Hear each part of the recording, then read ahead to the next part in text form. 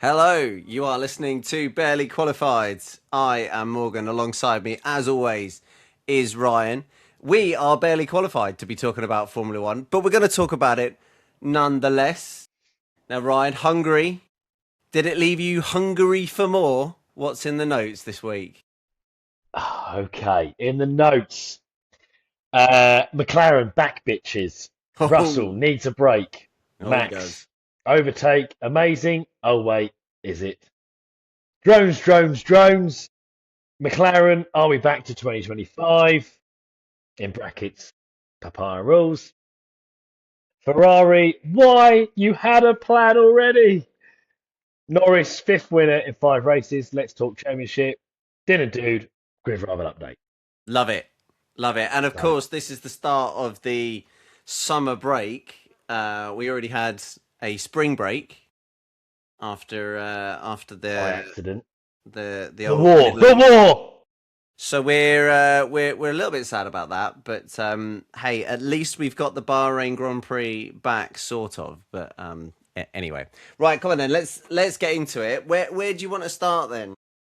Right. I think I will nudge the two McLarens up together, and we'll just do both of those because obviously, as explained in previous podcasts, I just write these down as the race goes on. So there's no point talking about a team and then talking about a team later. So we're just neating it up. So I've just dragged that up towards there. So we may as well start. The first thing on there was obviously from the qualifying, where I had then written down McLaren back bitches.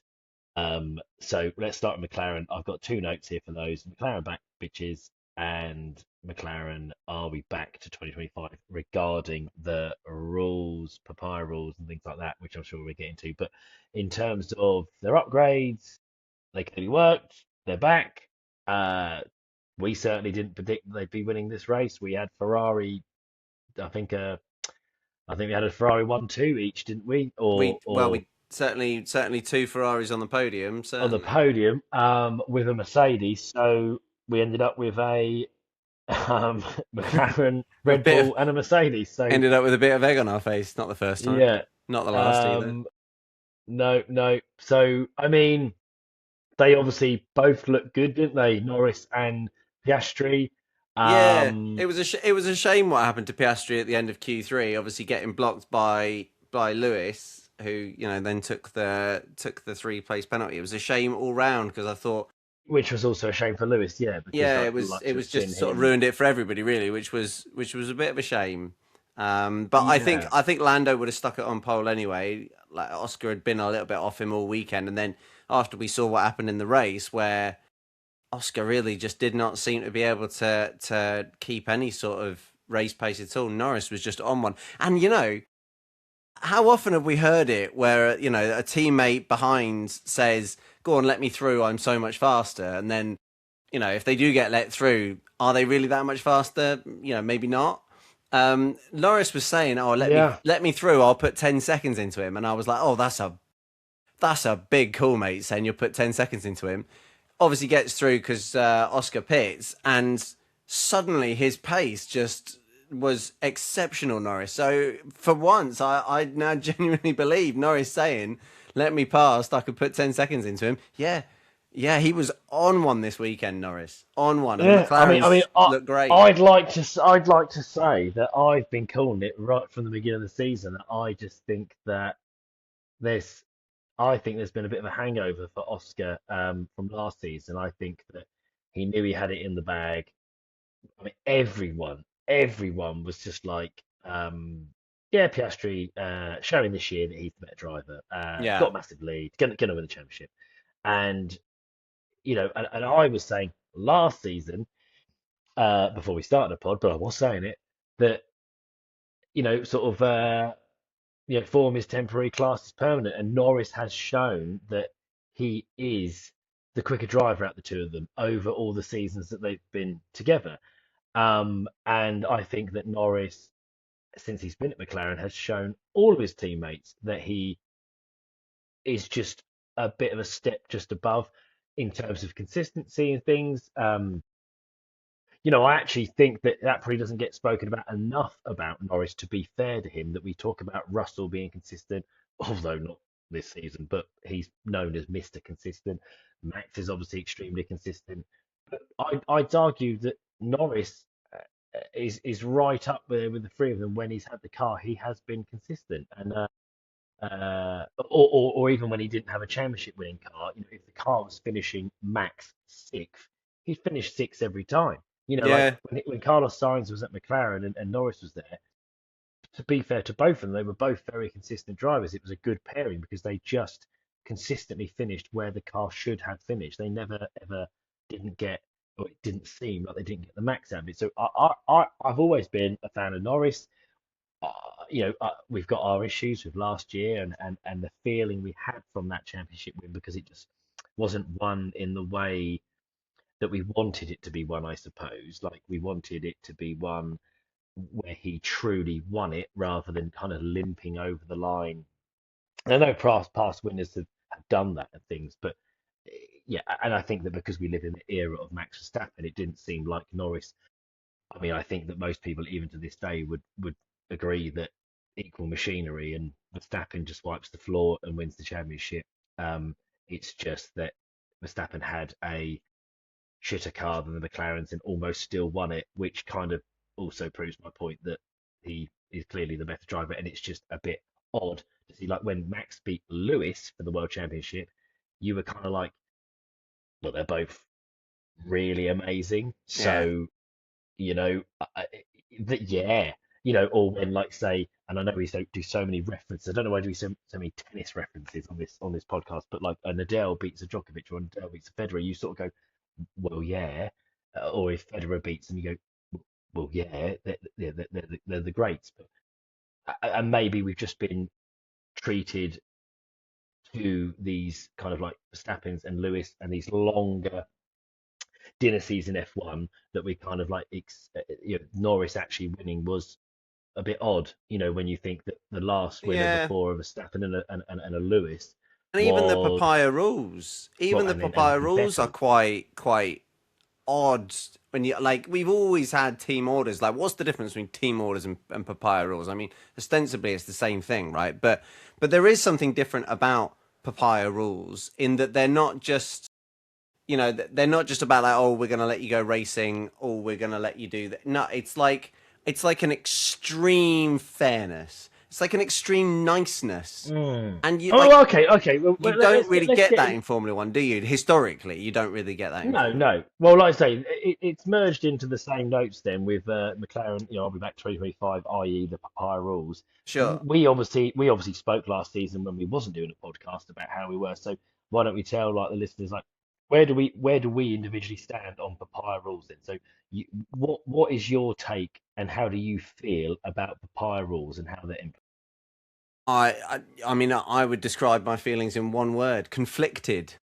I think the racing driver in me and the Formula One fan from being a kid doesn't like papaya rules at all. I was quite on board with the slight era they had when they banned team orders, and we then had teams kind of trying to talk in code to get their drivers Yeah, to they do still they team still orders. existed. Yeah, they still Yeah, existed. of Yeah. course they did. Yeah, I mean, I but mean, I I but mean. Okay. So, so that's so where what, that's what, where what? like my heart is. But Uh, when we're talking about papaya rules, and and that's kind of a simplified term for it. But specifically, then, because I personally don't think that I get as wound up as a lot of people do about it, because I suppose I see it as, I think it's very simple. If you qualify first, and I don't even think they're papaya rules. I think they're just across the board. Every team implements the same rules. Like, there's no difference at Mercedes, like, or even at Ferrari. If you qualify above, in front of your teammate, you have preference on pit stops. You have preference on strategy. It may even be in the team kind of things that if you win, whoever wins the first race of the season might get the first upgrade if they can't bring him to two cars, or whoever has the most points at a certain point of the season or might get the indeed upgrade first. or indeed So loses their seat in FP1 to the rookie. right, and it's these rules are then like laid out. The two drivers come in. They say, okay, so basically we're racing. Whoever's the better racer gets the privilege of these rules. Correct. Okay, cool. No worries. No driver, if they back themselves, is going to say, no, that's not fair. And they're going to go, well, why is it not fair? Do you not back yourself then? Well, no, I do, but it's not fair. They're not going to say that. So they're going to go, yeah, fine, no worries. All I've got to do, beat him. I'm all good. Right. So this is where I don't really get that. Like when like everyone got in a right hissy fit last year. They were thinking that it's like a fix, and because Lando was there longer, that suddenly the Papaya Rules were then favouring Lando and all this sort of stuff. And there were a couple of occasions where they were like, getting involved because there was like a slower pit stop. But that was again, that was only because they are supposed to pit the lead driver or first, but he chose not to pit, so they then pitted the second driver. And then when the first one came in, they kind of like played God a little bit, and they sort of went, well, hang on, he's got to give Yeah, that and position back. And and that's the little bit that then like conflicts me because up until this point, I 100% agree with you, and I think it's the right thing for any team, and you're right, all the teams do it. I think McLaren and their drivers actually stand by it for a lot longer. That's what we saw last season, which was that Papaya Rules, I think other teams would have thrown Papaya Rules or whatever, their team orders out of the window quite a lot earlier and just prioritised Norris at all times because he's the leader in the championship. And I think McLaren let it run for a lot longer than other teams would because they've almost got that complete confidence in themselves as a team that it's the right thing to do. But also the but then drivers don't fight back on it. We've had team orders before and drivers are very good at like doing the team orders, but there's so many drivers out there who in Lando's position, does he, last season at Hungary, they would not have given Oscar the win back.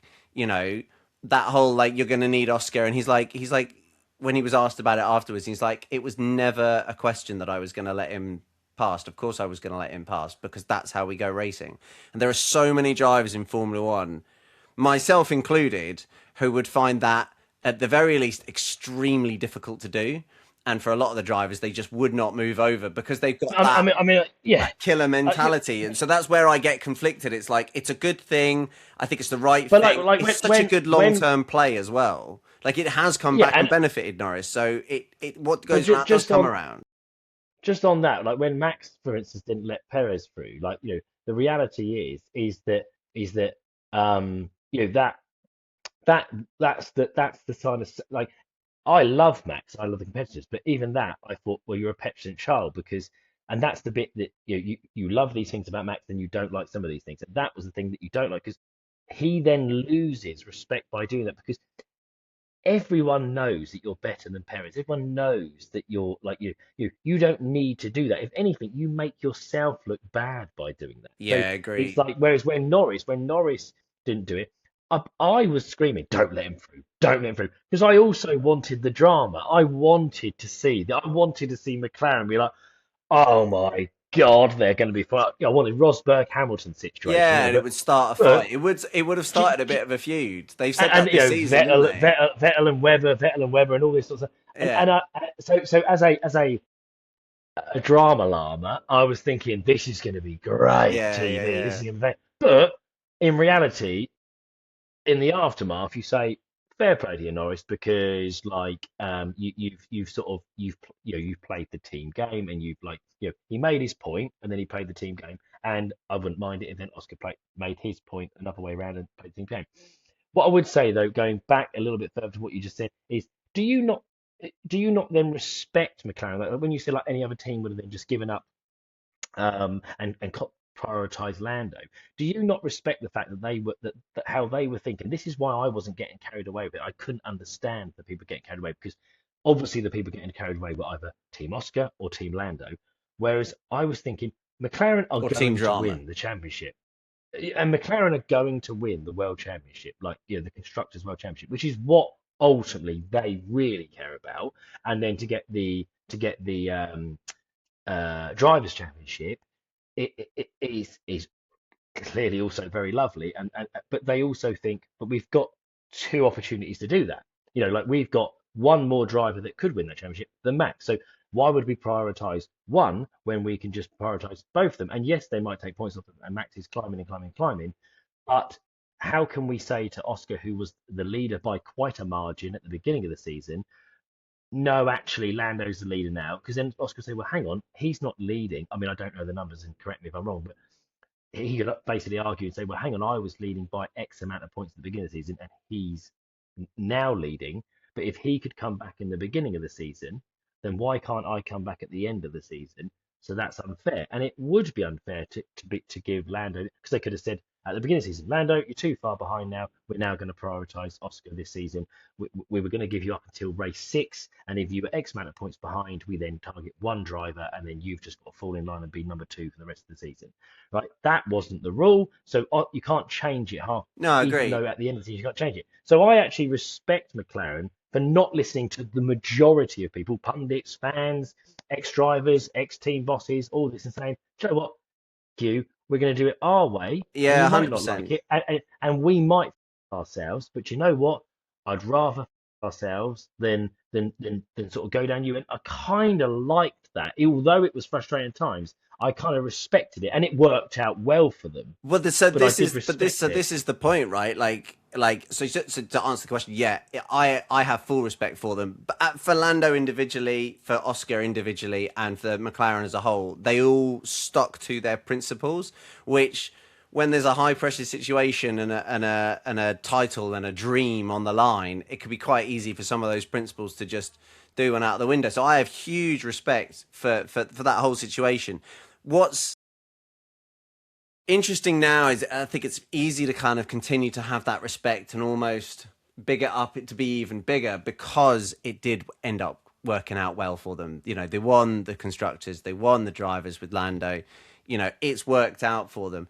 You know, we all remember Kimi Raikkonen's season where he wins the title, and that was only because two feuding McLarens couldn't couldn't put their differences aside and couldn't work for the benefit of the team, and ultimately Kimi comes in and nicks it.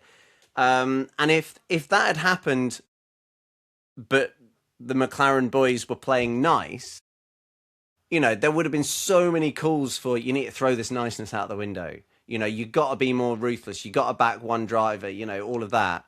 But no, I think even then, I think they'd have stuck with it. They'd have stuck by their choice, and I think they'd have carried on doing things that way because I think that's what Zach Brown and Andrea Stella want from their drivers. I think they've recruited Lando and Oscar very, very early into this mindset, and there's a reason that they don't have drivers like Max Verstappen driving for them because there is no way that Max Verstappen fits with Papaya Rules, which is why I've been so confused by this. Is Max going to go to McLaren thing? Like, Wait, but again, is Max again?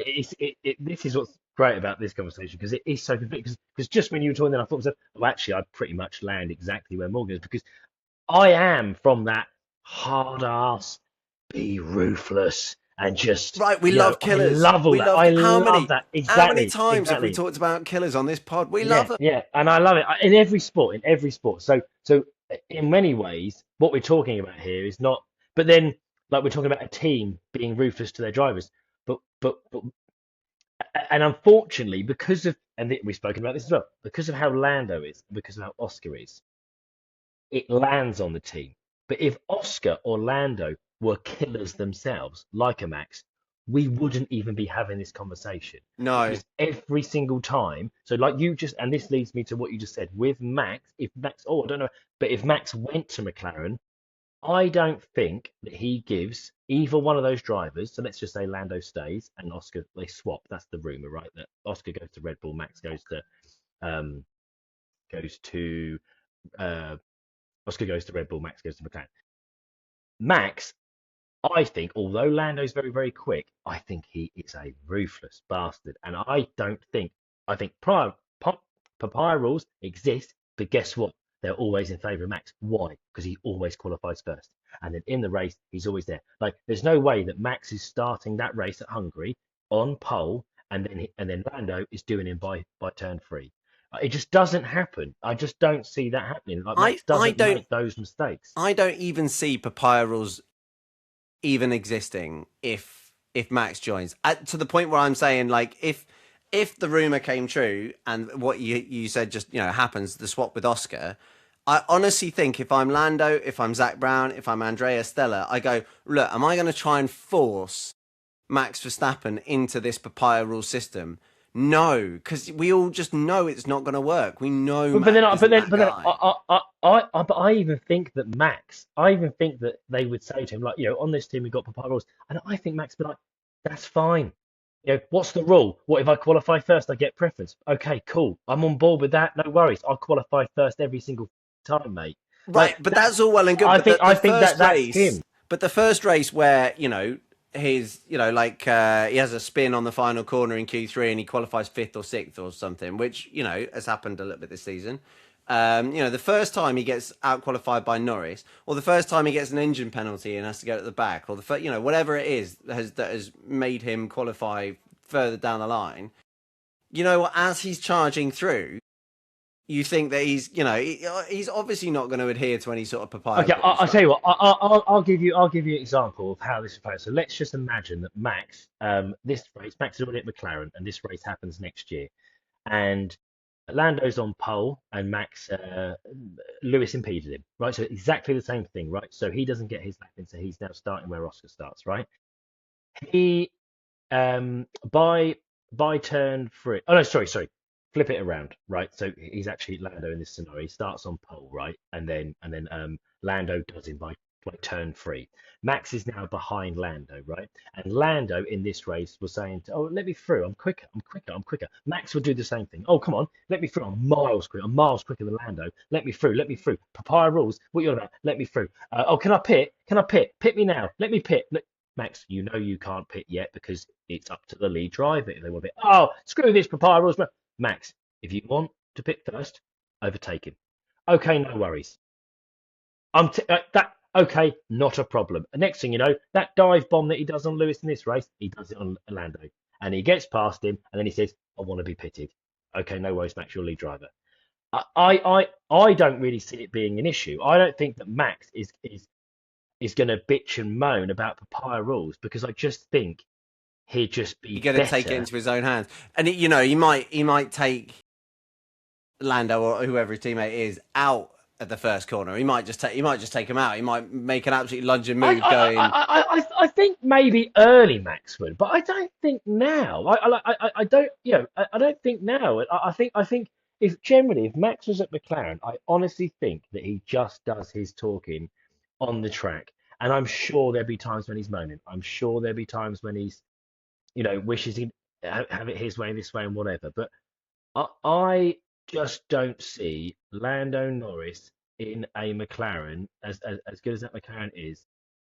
I think I think that if Max can beat the best McLaren in absolute years and win more races than both of their drivers and almost win the championship from being behind 140 something points, I honestly do not think that if Max was in a McLaren and it was good again against either one of those drivers, I think that they will be lots of 1-2s. But I think Max is winning most of those races, and I think that Max wins the championship. yeah. And to be fair, Red Bull rules might exist, but when would you ever know about it? Yeah. I'm pretty sure. Again, I'm sure that when Perez was like on a couple of the street circuits where he had put it on pole and stuff, I don't think they were saying to Max, "Oh, when do you want to pole? Don't worry about Sergio. When do you want to pole? What strategy do you want?" I'm pretty sure they were like, "Look, Perez, you're in front. What do you want to do?" You get I'm preference, sure, yeah, yeah, yeah. I'm sure. I'm sure they did. and all Max did was like, "Oh, he beat me in that race. Okay, then. Oh, well, I'm going to make sure that he doesn't beat me for the next 15." And basically, that's what he did. Like, like it was just something stupid. Like, he just annihilated him because that's what takes you to that next level. Like, Hadjar, at the moment, people say, "Oh, how close Hadjar is." But I'm not buying into the hype too much. I think Hadjar is good, and he's definitely, obviously, been Max's closest teammate. But we're under new regulations. Max is not vibing the car. Max is not driving for a championship currently. I think it's very, very different if Red Bull was the best car and it was Max and Hadjar fighting it out for wins. I just don't see it quite being how it is now. There's lots of different setups. Max might be trying a lot of things. Hadjar might just be comfortable, like again, a little bit like the whole Russell situation when he went to Mercedes and Mercedes got shit, and it was like, oh, Russell's beating Lewis. It's like, yeah, but Lewis is trying to get back to win. He's trying lots of stuff. And Russ, not taking anything away from him, he done a very, very stellar job, great job, but he was just excited about being in a top team, and he could just stick to that setup and do what he needed to do. Whereas Lewis was trying to probably to his detriment, trying to get back to winning races immediately in a shit car. It was never going to happen. And Sure. Max is probably doing something similar where he's trying to get back to podiums. I mean, Max has had a few podiums this year now, and Hadjar's had one one in Monaco. Uh, so it's and that Which was he got, because which he got, Max. which he got That's taken away because from him as well, didn't he? it got taken away from him, but also Max didn't start. He conked out on the start line, didn't he? So would he have got it if Max did? So I'm not buying into that. But yeah, I mean, obviously we've gone off piece slightly, but basically McLaren, I think that the Papaya rules, I think, are a little bit kind of people like to make a drama llama out of that. And I think if ultimately it's in your own hands is what I'm trying to say is if you don't, Norris kind of moaning all the time behind Oscar on that race. You're the one that got overtook, mate. Like you Yeah. were on the And given how pole, much faster and he was, I know Hungary is a pain in the ass to overtake, but given how much faster he was once Oscar pitted and got out of the way, um, surely he could have, gotten nice and close out of the final corner and set one up the inside in turn one, maybe. A la Max but Verstappen. I mean, yeah, this is where a lot of people are talking about like Oscar, almost like Lando is the quicker driver, but Oscar, there's always been that argument of Oscar is then more sort of streetwise, more savvy, more sort of you very rarely see Norris pull off a bit of a naughty move on Oscar, but you do see Oscar regularly pull out a naughty move on Norris, don't you? right. And But then you actually, also, if we're going to talk about that Max Verstappen overtake, which we'll come to, but like Oscar could, if Oscar did an overtake like that, same way as we are with Max, we'd be going loving that, brilliant. But you weren't surprised that Max did an overtake like he did on Lewis. It's a very Max thing to do. You wouldn't be totally yeah, surprised if Oscar did it. I would be genuinely flabbergasted if Norris ever pulled off quite such an aggressive move. He doesn't have yeah, that killer instinct in he's a in bit a of a nicer wheel to guy, wheel and oh, battle. I'll wait, Yeah, and and I'll I just think wait till I get close, and he's also, I mean, on the one hand, he sort of did it perfectly, really. He kept his tyres beautiful. He didn't get all hot and bothered behind him. And he waited and he's like, I don't need to send this up the inside. Oscar will pit. no, I yeah, feel like I've got pace. I'll deliver it then and it'll all work out. And fair play to him. and It did. both those things can work. Because like Lewis, I would say that has changed as a driver from when he first came into F1. He was ultra aggressive, and he's learned through his championships that consistencies and things and staying on the track and building up those points is ultimately what wins you the championships in the end. And Max also had to change that to a point.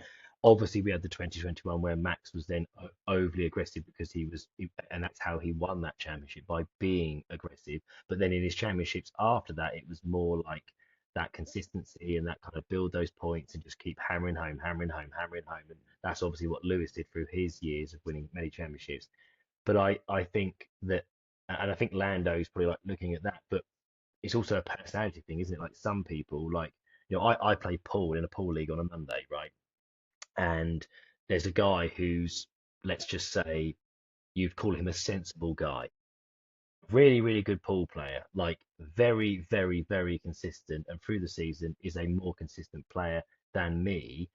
But I, but given that opportunity of taking that risk pot and risking it all to win that match, rather than do say like draw the game out and keep drawing out and keep drawing it out. Um, you know, he can do that, but my attitude is I can also do that. But if I lose playing that way, it really pisses me off because I think I've lost that game trying to stay in it rather than trying to win it. Now, you could argue I was trying to win it by playing safe and stuff, and then once It's a I'm lucky enough, I it's can a then clear very up. England national football team approach to a semi-final, you could argue. Right. Here we go. Right, maybe yeah, it's in our blood, it's in our DNA. But and he says to me, "Oh, well, why didn't you just do it?" I said, Keith, it's not me. It's just not me. Like I don't want to be like that. Like I'm not playing in this pool championships right here. I'm playing on a Monday night in a pub league, right? I when I have an opportunity, 8 times out of 10, I'll probably take it and I win. Great. But on those two occasions, I will lose, right? But you know what? I'll never feel bad about that. If I lose, I think, well, you know what? I went for it. Yeah, I gave went it a for it, go. and I lost. Okay. But if I sort of reserve myself to try to cling on, and then I win, yeah, that's great. It's like, oh yeah, I really got. You could flip it and say, oh yeah, I really sort of like hustled that one out, and I won that game. But if I lose it, I think, nah, you had a pot and you played it safe. I tucked the white up over here and hoped that matey wouldn't get that fluky double that he's got, and now he's cleared up. I'd rather just be a more on the front Well, foot, aggressive, and it sometimes I like that, it's sometimes ways I don't of like that. winning, isn't it? And like this, I guess that what that's in general what we're talking about here. McLaren have a way of winning. Max Verstappen has a way of winning, and you're right. Like I think in general when you're younger, or you have a younger personality, maybe you probably do go for those kind of um, less patient. I'm going to take this opportunity. I'm the same in golf. One of the very first podcasts I talked about the problem I have in golf of compounding, where I'll make a mistake and I'll follow it up by making another mistake because I'm trying to make up for the one that I've just made. But that's because I'm the sort of guy who sees a tree as an opportunity to flop a shot over the top of it, which I can do. I can do it. It doesn't mean I will, but I can do it. And I'm that guy. Percentages, Yeah, percentage play. but I'm also not that guy. When I play football, I'll take a shot from 30 yards. I'll take a shot from 40 yards if I feel like it's on. Like Fernandez. Exactly. That's a crack on goal. Yeah. Well, let's not Still talk not about over it, that. I'm mate. just not getting over it. Still not But over it. Ah. anyway, we've got Right, very well, off topic here. that segues actually quite What beautifully is it? into Was that on purpose? Russell. Russell needs a break. Oh, bloody Compounding. hell. His season has been compounding, hasn't it? It compounding is very much the word. Yeah. It's been a disaster for him. He And you know what? Like, I started off the season so confident he would do well. I am now so completely and utterly confident that it's gone. It's long gone. He cannot totally win this agree. world Totally agree. championship Totally agree. Championship's over. because Championship's over for me. because It's totally over. even if Especially he with the McLarens coming back into it as well with the yeah Ferraris. So for me, even if he Antonelli, suddenly it's finds a ton done. load of form, I cannot see a way back for him. And it's interesting. Yeah, there's been a lot of stuff on Instagram. You sent me a video on some guy who's kind of breaking down the Yeah. telemetry, and there's been all this chat about maintaining the highest possible corner speed. There was one after Spa which I saw where somebody was talking about the reason that Russell conks out at the end of the straight is because he was 3 miles an hour slower through Eau Rouge and the ride up to Raidillon, and because he was 3 miles an hour slower, the battery then has to deploy harder to make up that 3 mile an hour difference. And that means he runs out that much earlier. And it's literally as simple as that. And like Russell's driving really erratically and without consistency. So the system's trying to help him Messing up out. the system, yeah. The Which is system's trying everything to I help him hate. out. I hate that, but as we've spoken about it, I hate the fact that you're having to work with the computer system and software and AI and all this. And so we've spoken about that to death. I hate that. But we are where we are. Like Well, it is we have these cars, right? We do. Hang on, just quickly, because I do have a fix. Because I've been thinking about, because you've had the rant a few times about, and obviously we've seen so much stuff about the regulations, the algorithms, blah, blah, blah. And I fully agree, really. I think the racing's been pretty good, which is why I'm okay with it all. Generally, I've been enjoying the racing and I've been enjoying the races. But fundamentally, yeah, the whole algorithms, the whole point of the cars is you're supposed to be able to drive the cars unaided. There's supposed to be no driver aids. I mean, what is AI if not a bloody driver aid? So surely the solution is maybe you allow 3 buttons, like little boost, big boost, uber boost, super boost, right?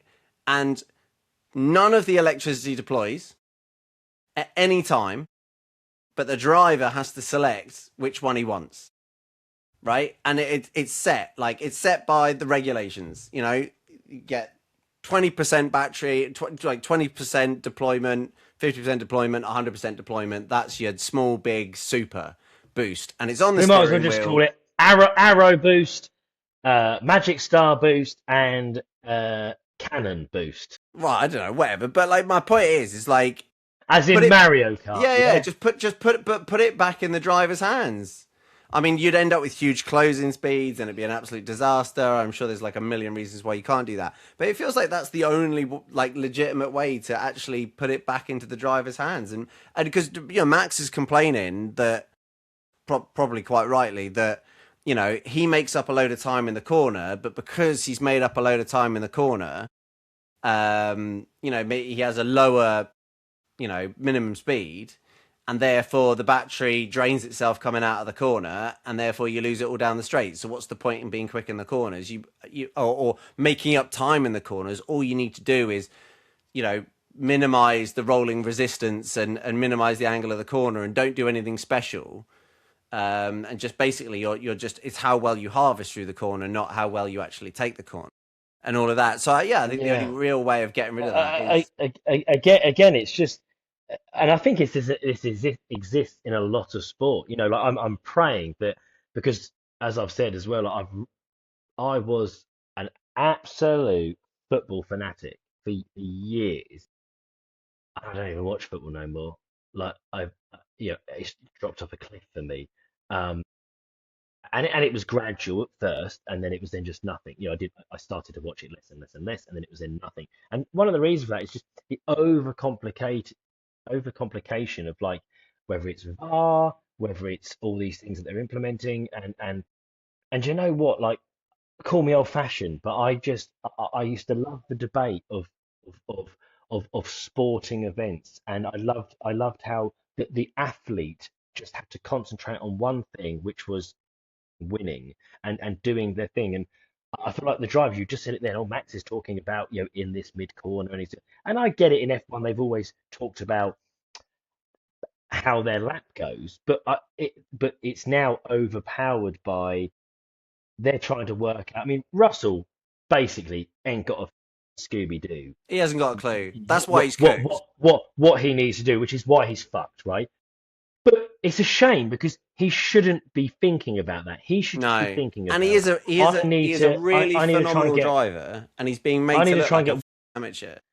and he just needs to, and then people will sit here and would argue and say, well, Antonelli's got it, so he's just better. And it's like, yeah, and do you know what? It doesn't surprise me, because Antonelli's got this kind of like photographic memory. The guy's probably autistic. I don't know, but he's got something in his that clearly clicks for him using these cars, which is probably why, if these rules stay the same, he may well dominate this generation of cars. Um, but what we've lost is that sort of ultra competitiveness, hardened, not dirty tactics, but those tactics that you can implement against your rival in all the years gone by. And Yeah. now, really, you can't do any of that, because it basically is like, Well, well, you could really argue. I've got the algorithm, and because I drive smoothly, and my driving style is that, then the algorithm loves me. So my algorithm gives me the best car and the best lap time. Well, So therefore, I'm winning. it also really speaks to the idea that there's the algorithm will have a perfect way of approaching your driving technique, your driving style, right? And like different eras of cars, the ground effect cars had to be driven a certain way. The other cars were maybe like very understeery through the like early noughties and all of that. So you had to drive them a certain way. I've talked before about Alonso's crazy driving technique for when in his Renault for his 2 world championships. There is like with each car, there is normally a bit of a dominant sort of. It helps if you're a smoother driver, or it helps if you're a more aggressive driver, or whatever it is. But I don't think it's ever been this stark before, where like there is only one way to drive these cars quickly. I feel, and that is the Yeah, way that that's Lando yes. is driving, the way Yeah. that Kimi is driving, is extracting the most out of these cars, and it's a bit of a shame because you like when there's a difference in style, right? Like when there's the uber Yeah. aggressive guy and then there's the super smooth guy and then there's the whatever, and that they all go about it a different way, but ultimately they're all kind of hit there or thereabouts. And I think the reason that Kimi is dominating this season so much, and the fact that the reason that Lando's been dominating Oscar, and indeed the fact that Lewis has been dominating Charles, I think is entirely down to the fact that they have a driving style which is much closer to what the algorithm says is the perfect way to drive a car, and therefore it fits in with it, and it just gives them all this extra speed down the straights. Yeah. Yeah. That's a really great point actually, because I think we're going to do a pod in this break where we're going to do like a bit of like a school report, a halfway kind of report of the season really, which will cover rules and cover championship contenders and cover kind of everything really. Um, but we're sort of building these points, I feel like week by week, because I asked the question a while ago, like, are we missing a rivalry this year? Like in terms of like the viewer and what the viewer is and isn't getting, I think we've just put another one in the list of isn't getting. We're not getting that variety of driving styles that you can do it more than one way. So we're missing that. We're missing the variety. We're missing the rivalry. Yes, okay, to some people, maybe it's amazing that you've got f five people that could fight out for a world championship. But what that does, in my opinion, and I think that's because in most sports there isn't as many as that normally. Like you normally have the two best football teams or three, but normally two or three. You've got, the two people who are generally, or two or three are going to get to that Grand Slam semi-finals, and then one of the two out of the three will fight each other, in the final. You've got the best boxers that will hold the most bouts, and then you want them to meet each other. We're just built, or we're sort of we've been conditioned to consume sport in a rivalry, gladiatorial battle way. And I think that it sounded amazing when we said, imagine all four teams and six drivers, sorry, eight drivers fighting it out for the championship. And you go, oh, that would be amazing if all of them are like Max and Lewis and they're like 2021, but there's bloody eight of them. Oh my God, I lose my mind. The reality is actually that's not going to happen, and it's basically just diluted. So the competition is diluted. We now have drivers winning sort of from one week to the next, and someone will go, "That's amazing, though." Five different. I put it on here: five different race winners in 5 weeks, right? Five races. Amazing. This is great. But And what it the does as stat, of well is course, about every single podium this season has been a unique podium. right. Okay, didn't know that. The Interesting. same three drivers have not shared a podium at any point this Wow. season, Okay. which So is crazy, to some, especially the season that started off with yeah, two Mercedes and then the next best. You would expect there to be a repeated yeah, podium pretty bloody quick, but yeah, that hasn't definitely, happened yeah. at all. But that again, that dilutes that rivalry thing, doesn't it? Because then what you get is you having different podiums all the time. You are having different race winners, and then and Kimmy's the one that's won five on the bounce or whatever it was. But if someone, when Lewis won his, and he probably could have won the next two after that. If that happened, then you're saying, oh yeah, an old dog versus the young buck. Oh, this is a bit. Oh, this is good. Like this is fine. They're not being horrible to each other, but this is, is Lewis gonna the last dance kind of thing, and Kimmy, or is he gonna be the youngest world championship? And you're looking for that rivalry, and I feel like that it's a pity that Kimmy isn't getting that guy And you're right. I to don't think fight it. him I because and he's you're not, right. I don't think he's going to get it this season. Certain which is such a because they're all shame. so close. Yeah, you raise a very interesting point, a very good point, which is because you've talked before about the rivalry thing, and I'm not as sold on that personally, but I do. You make a very good point there that on the one hand, I think it's great that I can't predict who's going to win.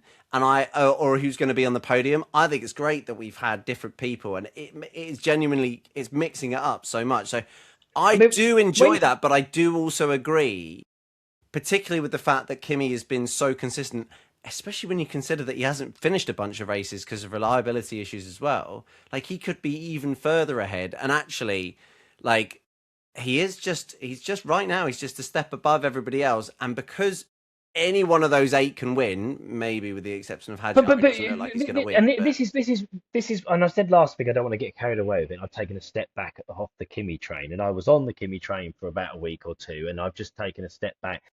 Loving Kimi, don't hate on me, loving it, and do you know what? If he's the youngest world champion, I love seeing history made. So big fan of sports records and things. So all for it. My issue is that when, like yourself there just said, like oh, he could be further ahead and he's just one step above this. Like, right, okay, calm down. Is he? Or because if Lewis wins a race one week and then, is it Lewis going to fight him? And then Russell wins, or is it going to be Russell that's going to be his rival this year? Norris wins, or is it going to be, if Norris wins a few more races and comes up to no, second, then he could be they're his all taking competitor. points off each other. They're all And what taking, and yeah. what that means for Kimi is it's easy because he's sitting there going like, well, I'm not really, I'm fighting everyone, obviously, as Well, everyone is, I but I'm not under pressure by a Lewis hunting me down. I'm not under pressure by a Max hunting me. I Last year when agree. I Max agree because he's was got the hunting down the lead. McLaren. I agree because he's got the lead. That's sort of true. But also, I do think you have to give him the credit that actually, like, what you're describing there is Kimi versus, right, and the versus keeps changing, but the Kimi doesn't keep changing. I mean, if that isn't an absolute, like, fair play, And mate. Like, that's my point. He might change. Kimi might not win the next race if he knows that Lewis has won two races on the bounce and is now hunting him down, and the pressure builds, and then all of a sudden Kimi sits there and says, "Bloody hell, Lewis is just racing so well at the moment." It's very different when you say, "Well, Lewis was good that week, Norris was good that week, well, indeed, Max was good that he week." didn't have a fantastic week this week, at No, all, and yet outscored his closest rivals, both of them in the outscored championship. Lewis and outscored Russell. Yeah, and until a driver puts a run together, until a Max, a Lewis, a Norris, a Russell can win a couple of races and just put that question to Kimi of like, I'm coming for you. Like we just said about the competitiveness, like I'm not taking anything away from Kimi. He can only go out there and win a race. That's all he needs to do, and he can do. What I'm saying is this championship, let's not fool ourselves. This is not the same as two McLaren boys fighting it out with a Max hunting them down. It's nothing like that. It's not like a Lewis and a Hamilton all year round. It's not like a Lewis and an Alonso with a Raikkonen But I don't mind that as much chipping as at you the end. do. I agree that it does lose something, but But I don't mind it as I much as think you do. I think when you get to the end of the season, say the end of the season the second half of the season is the calm copy of the first, and we had lots of race winners, and we've had different podiums and things. I think when all the celebrations are over and it all calms down, and you look back on the season, I honestly think, like we come to agree about the Norris thing, about quite underwhelmed in the end that he won it because of how. I think that you'll sort of say, "Oh yeah, I've sort of come off the Kool-Aid now, and I'm kind of looking back, and I'm thinking it was fun to see lots of different winners, and it was fun, not to be able to predict. I just never knew. It was great. I played along all season, but you'll sort of go, not a classic though, You know what? not a classic." I, I, I somewhat agree with you. The reason that I somewhat agree is, um, again, I'm going to use a football metaphor because it's the easiest one. But that season when Leicester won the Premier League, right? Unbelievable. Everybody, lost their minds, rightfully so. An unbelievable achievement. But they wouldn't have even finished in the top three or top four for a lot of the Premier League seasons, like, since, right? They got 79 points or something like that, if I remember Yeah, correctly. yeah, yeah, yeah, yeah, yeah. Whereas, there was that year Liverpool got 99 points and finished second.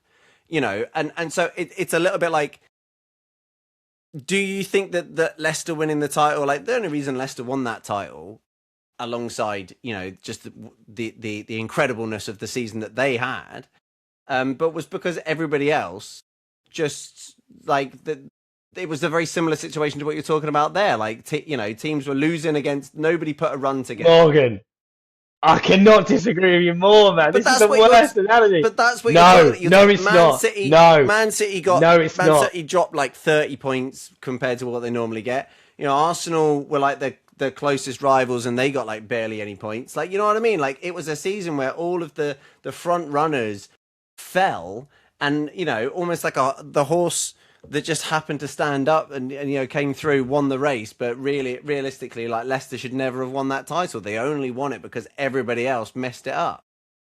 And like, that doesn't take away from the genius that was Leicester winning the title that season. And so for me, if Kimi Antonelli wins the title, or when Kimi Raikkonen won his title, yeah, there is always that caveat that he only won the title because the two McLarens are so busy fighting each other and kicking off at each other and taking points off each other that Raikkonen just kind of snuck in there and won the bloody thing. But it doesn't have an asterisk next to his name saying Kimi, but he probably shouldn't have won it. So No, I mean, what I was just trying to do is I was trying to find. Here we go. Right. So this is why this is not the same, right? So Leicester, and this is almost to my point about pressure, right?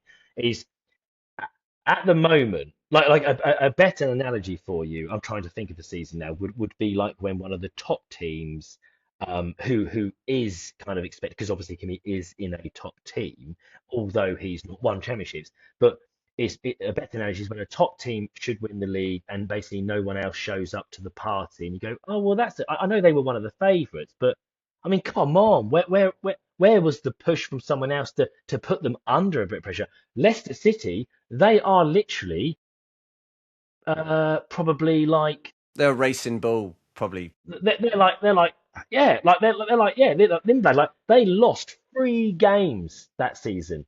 I've just got their table up. Like, they literally lost 3 games. They didn't win it and lose 7, and everyone else was shitter.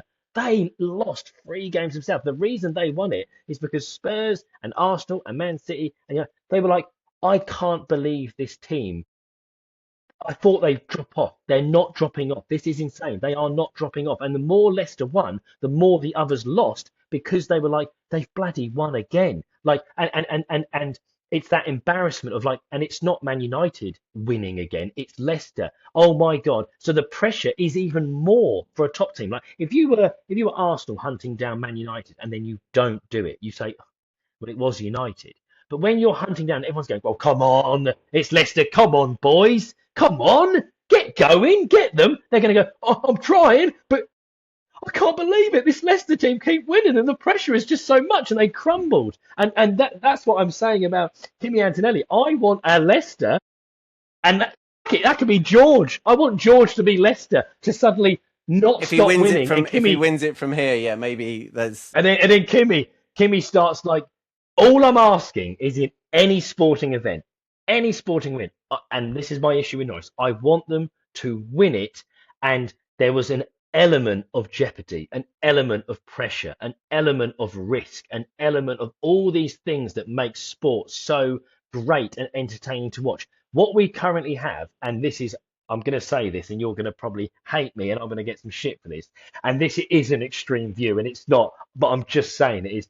I feel like we've got the FIA with their new pretty boy that's got the easiest run to a championship that we've ever seen in the history of F1, and nobody, because they're all getting upgrades and they're all trying to push and taking points off each other, and his teammate can't understand maths anymore, so he can't get the engine and the deployment and the megajoules and all the other shit, crazy bollocks, other wanky stuff that exists in F1 now to work. Therefore, the only hope we had of someone giving the kid some pressure is just fucked off like a din, and everyone else is like, well, we're trying, but we just don't have as good a car. Like, Lewis is trying, but doesn't have a Mercedes. Lando is trying, but doesn't have a Mercedes. Max is trying, but doesn't have a Mercedes. Russell, do you want to Do you want to join us here, mate? Like, can someone just help us here, please, mate? Can you give us something to actually feel worried about? When I watched the race at the weekend, this is how I've summed up the season for me so far. It's been fun, right? And everyone will go, well, what's wrong with that? What's wrong with it being fun? And I've said, because I haven't got angry. Well, I've got angry about some things, but You've watching got the angry race, enough. that was maybe a bad example. I won't start with angry. I haven't got sad, worried, You haven't fist pumped. concerned. Uh, so many feelings haven't been there, but I've had fun. Whereas in previous seasons, I wouldn't watch it if it wasn't fun. So in previous seasons, although there might not be as many overtakes, there might not be as always, I've still had fun, but I felt all of those other emotions, which is great. That's what makes the sport, because there's been pressure, there's been jeopardy. Like, as much as I hated the ending to 2021, my God, what a season and a journey! And every week, like, I couldn't shut up about talking about it, and I was so much more, so more. I'm doing a podcast about F1, and I was more excited before I did a podcast, which is really sad, and that does frustrate me. I love doing the podcast. I love talking about the races, but Wouldn't I you? wish that we Would were doing. you wish we were doing it back in 2021? Yeah, and you know, But also, I wish that some of the stuff that existed, not even necessarily in 21, but in previous seasons as well, like even last season, like last season was a, a completely different, and it was McLaren almost chucking it away, but there was risk and there was pressure. I mean, the pressure on those two McLaren boys with Max just hunting them down was so entertaining. I mean, yeah. even Max crashing into Russell at the beginning of the season and just being fucked off with the world. I feel like people can't be bothered to do that now, because it's just like they just hate the cars and the rules so much. Like, and we're getting that from, we can't help but get that vibe from the drivers, right? But it's just, I feel like we're missing that, and that's a We've still pity. And got so, we've still got 11 races to go. We've got who knows what might happen. I mean, this McLaren certainly looks like the upgrades have sorted stuff out before. But like you say, to this point, Mercedes have been there, and we've been wondering who the challenger is going to be. And some weeks it looks like it might be Red Bull. For a good amount of time, it looked like it's Ferrari. Now it's looking like it might be McLaren.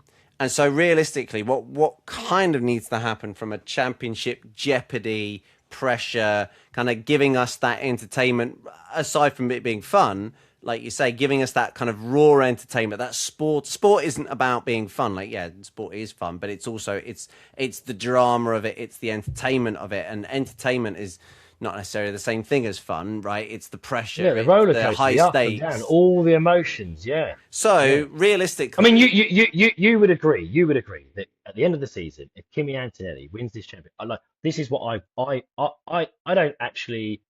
I'd love Lewis to win the eighth, right? But let's just say that Kimi Antonelli is going to win this championship.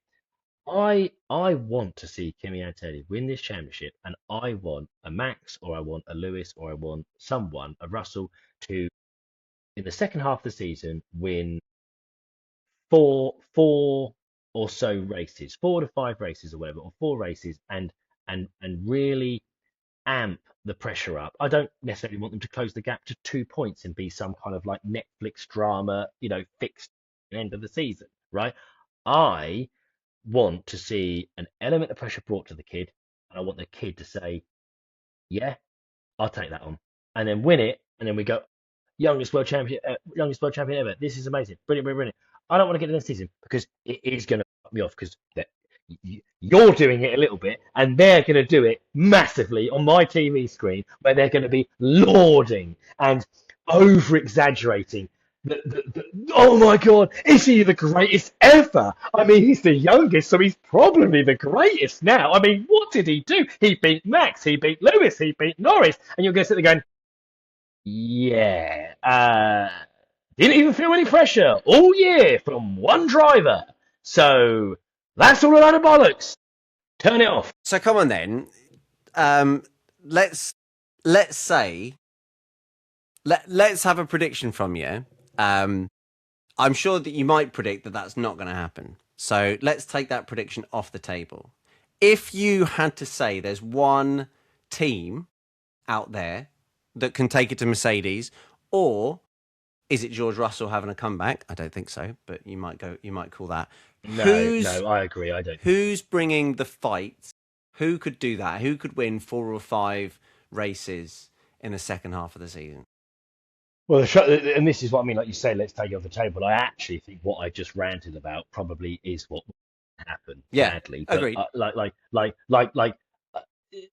Well, who thing would you with want then? thing with Russell, got to rule him out because it's different from Oscar and Norris. I feel like Norris was more of a lack of confidence because Oscar had got a lead and he needed to just like hang on, I need to reset, I need to go again. And he had the talent, he had the speed to come back. And I always backed Lando for that whole season, and he did exactly what I thought he would do.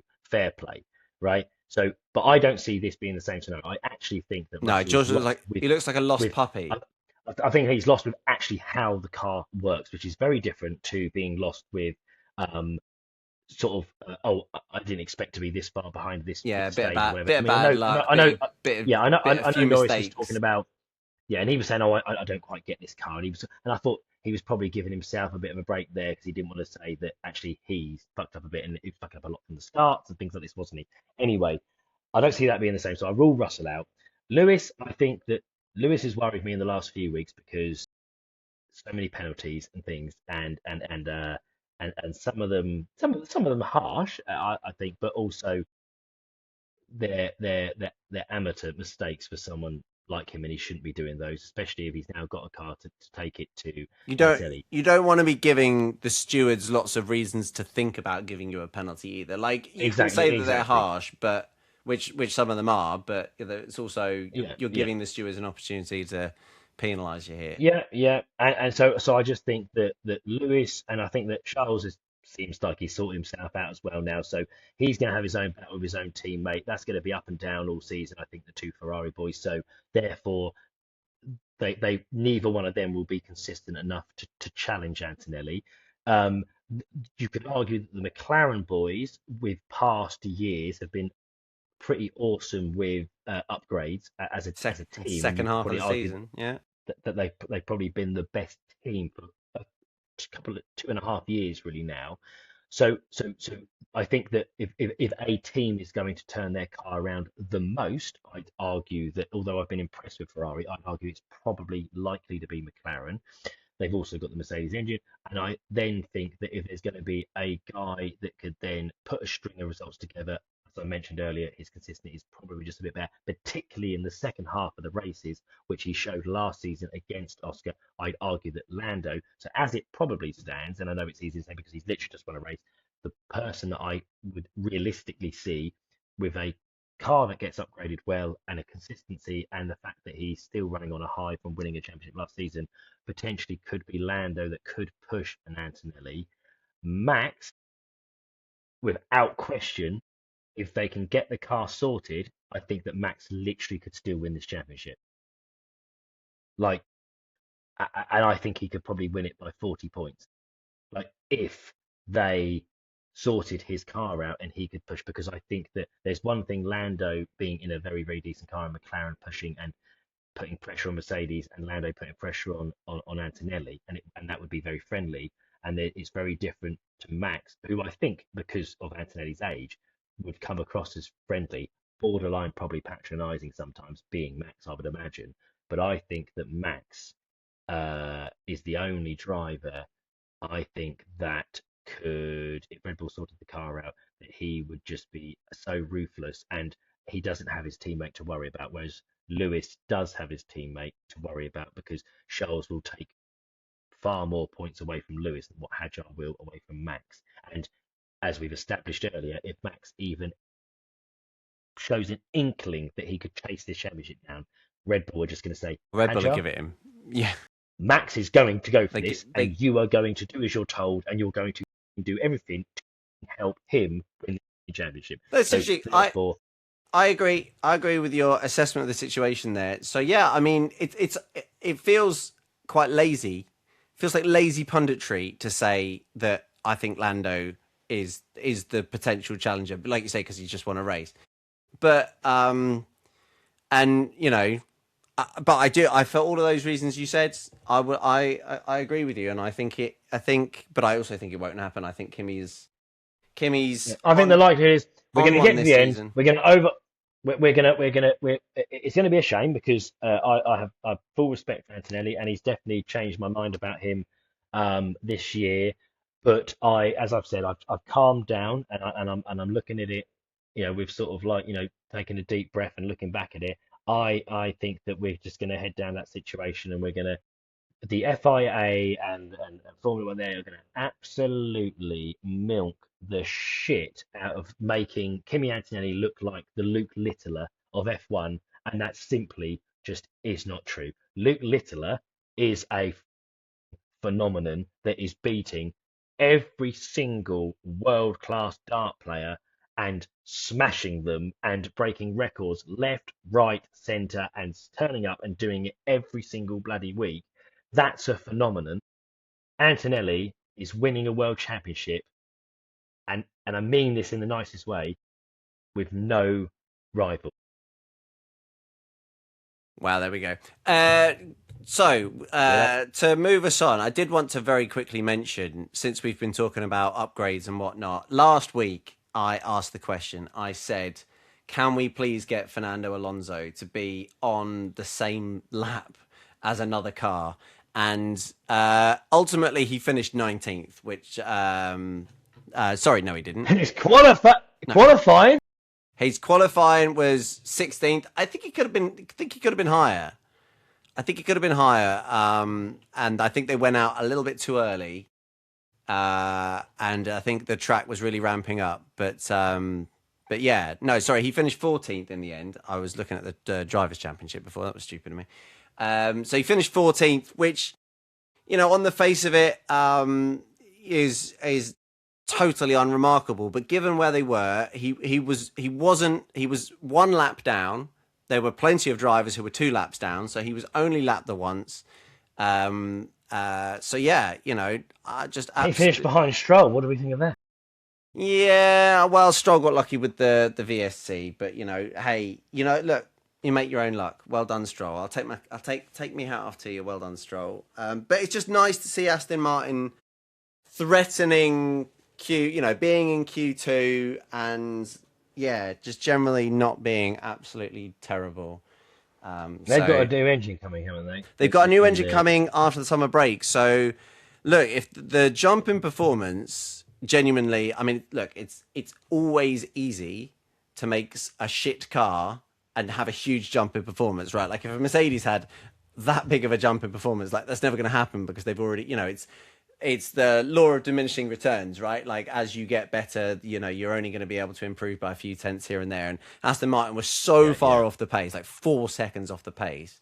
So obviously the improvements have been massive. But if their engine can improve their car by half again, then then they could potentially look like being a threat to your Audis, maybe your Alpines, maybe your Racing Bulls in qualifying. And the one thing about the Aston Martin you would say, particularly from this race, but actually, if you do sort of look back, when they've been able to finish races, their race pace isn't horrific. Their qualifying pace is a disaster. But they also seem to look after their tyres really well. And that was shown in this race. Fernando did something like 35, 38 laps or something on a pair of softs from the start. And he wasn't like glacially slow either. So there's lots of potential reasons. Maybe Nui's designed this unbelievable car, just saving tyres. Yeah, maybe with a new engine, maybe it can start getting up there. But I'm not holding too many hopes for him. I might sound a bit stupid here, but does a slower car look after tyres better than a really, really fast Well, one? that's true too. Yeah, if you're 10 miles an hour slow around, a left-hand corner, then guess what? Your tyres are not going to be feeling the pain as much. That's a fair point. I will temper my excitement, but I'm just glad that Fernando not to shit on your parade there. Shit on it. It deserves to be shit on. At this point, you can't hold a parade for somebody finishing, 13th and 14th. But Yeah, I was excited to see him in Q2 in qualifying. it was I nice thought it on was merit. It was yeah nice. Yeah, yeah, and Martin Brundle keeps speaking to Newey on the pit wall, and he's sort of like got his old pen and pad out and that, and obviously the guy's a legend in F1. So I mean I want to see from everything I've just said, I'd like to see Aston up there fighting with them, maybe another bloody car up there. But dilute it a bit more. Take some more yeah, points. why not? Why not? As long as why if Alonso beats Antonelli, then it would then make it marginally more entertaining. Um, Certainly would. yeah, I mean, I sound like I'm doing F1 podcast and I hate F1. I don't. I'm just it's just It's you like what you like. when you're a fan of something, then you hate it in a loving way. Course, That's and my thing. things get taken away, and this is the beauty of you know how everyone is viewing the F1 at the moment. Like you're going to get a lot of new fans, I'd imagine, that are, I mean, they call them the Drive to Survive fans, whatever. But they might be like, this is might be why they got into F1 because they wanted the variety of teams, the drama and that. But I do come from a period, not just from F1, but from sport, where I, I've just been brainwashed in this 1-2-1 battle, and I know there's many teams in there, but at least just give me somebody. I don't care if it's two teams, but two teams that are. I mean, Norris won on pace this weekend, so you could argue that he has beaten Anthony, yes. But next week, the track might suit Red Bull better. It might suit Mercedes better. So it might suit the Ferraris better. And then all of a sudden, we've got another winner. We just need someone to, or even a string of results. Like Anthony doesn't have to say Anthony finishes third, but Lewis wins, finishes second, finishes third, and Anthony finishes fourth. That gets him back up there, or Max does the same, and it's just chipping away, and then once there's a bit of pressure on Anthony, that's what I'm looking forward to seeing. That's what the season's missing. If he wins, brilliant. If he wins the championship, cool. I'm not against him winning the championship, but I want to see him really have to handle, um, you know, the boiling water. I don't want him to just have it too easy. That, I that get it. seems like a I get it. that seems like less So entertainment. what Right. was what was So next on your list?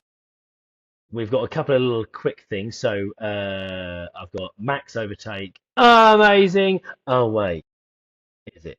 So I've put that because I don't want to harp on about the regulations again, but it's a very max move. I think that there's only one or two drivers that do that. It actually got me thinking as well on a side note. I'm actually very disappointed that for quite a few years now, and I get it, they've had different cars. Max has had a phenomenal car, Lewis has had a phenomenal car, but you see Max do that, I'd argue, every handful of races. Yeah? Has done for years. So definitely in his DNA, definitely his talent. No argument, no question. I'm actually quite disappointed that I feel like we haven't seen that for a long time from Lewis, and I could be wrong here, and maybe we have seen it once then, but my point is that we haven't seen it. Um, it might be a flash, whereas like we've not seen that from like Lewis for a long time. These kind of like Dandy these it, throw it down high the risk inside. moves. Yeah, we haven't seen it He did. from He did really do. He did world do a champion. couple of very nice push to overtake round the outside after the flick left, which then Yeah, Aquatic yeah. Mansell. He did a couple I, there, I, I, I, which were fresher tyres and a bit of push to overtake, but they were And he got past tidy. his back. Yeah, he got past him. One was on Hagile, wasn't he? He got past him quick, and they were tidy. They were very clean, as Lewis is such a clean race driver. But I suppose, and maybe that's just him now. As we just spoke about different drivers being consistent, different styles now, and Lewis has probably changed over the years. Uh, and maybe Max will never change, and he's always going to have that in him, and that is what people obviously love about him. But What a I move! What a move! find it a pit. I find it a pity that we just basically don't see, and people might turn around and say, well, we don't see it because Max is the best and that's just what he does and no one else can do it. But I don't believe that. I think that other drivers can Well, do that. it They actually just choose it reminded not to. me. because it had lots of like Max Verstappen sort of DNA about it, in that the way that he kind of parked it on the apex, which meant that the switchback was no longer an option. Yeah, The yeah, old yeah. He's switcheroo, like as just Crossy likes slowed to through call the it. corner. All of Yeah. that, like literally kind of But barging also where through, putting the anchors on. Lewis let himself down there, didn't he? Because if he was over far left and Max dive bombed it, then Lewis might have had an opportunity to really I think cut back. But because Lewis could have because gone Lewis around the was outside in of the it. middle, Yeah, yeah. and because Lewis was in the middle, he cut any chance of doing a cutback was not on because he was too tight to the apex already. Yeah, so So it so had that Lewis Max Lewis actually DNA of him parking it on the apex and kind of getting in front and then being in the perfect place to block the driver from fighting back. So that was a very Max move, but it really reminded me of old school Danny Rick, just kind of coming from a ridiculous distance back, and yeah. just being super good on the anchors. And yeah, it was a really And maybe great this is move. the case, and maybe it was the case for some of the people that Danny Rick overtook. And there's probably an element of this anyway. You can't have it just purely amazing. Like, but I feel like Lewis, it annoyed me again because he's done this a few times, particularly with Max. He's like, you've kind of made him look really good there I think he by was doing what you've I done. think he was a little surprised. I think because there was a back marker involved, right? And so, or was it a different strategy, but for place, can't remember. But there was another driver involved, and yeah, I think Lewis is so busy, managing that.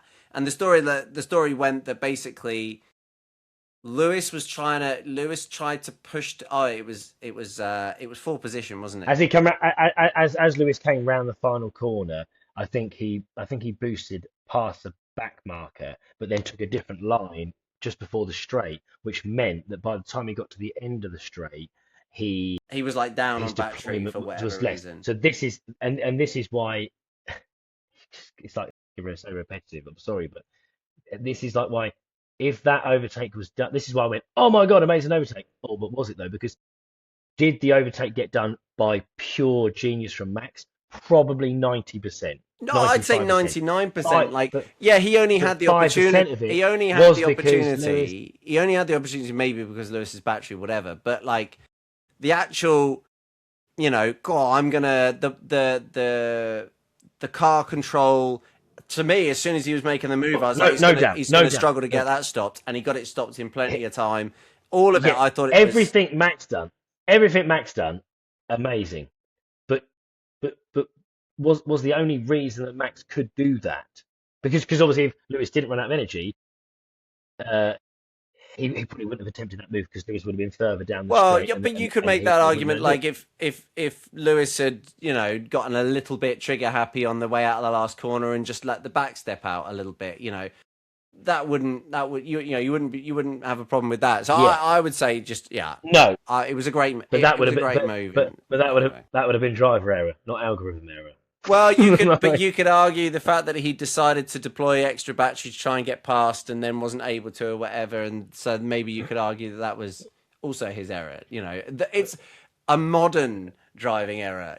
Like that's what oh, driving errors are at the the great moment. modern errors. Yeah, the Yeah. joys of those. So, but like I say, I'm not taking anything away from Max. I'm a big Hamilton fan, but I liked it. It was I thought that superb. was It was. old I school, didn't I nice didn't want it to overtake. happen because Um, I really wanted Lewis to get up the road and start putting some pressure on and make it a really exciting race. And we all knew yeah, what would yeah. happen, It which was if actually, Max got in front, he then would slow him up, which is exactly what happened. And it did kind of. So yeah. as just So yeah, as a totally agree. neutral kind Totally of agree. watching, it was a little bit of a shame, but obviously it was a great move. So brilliant. Yeah. Um, Which I suppose, well, on that then, I'll switch the two around and we'll save the drones for in a minute. The Ferrari, so that plan then, I I just couldn't work it out. Like they had a plan, and I don't think this even got spoken about enough really. After they mentioned it to Lewis, and Lewis was like, "Yeah, in hindsight, that should have come in." But I thought, and maybe it's because Ferrari have been, you know, fairly.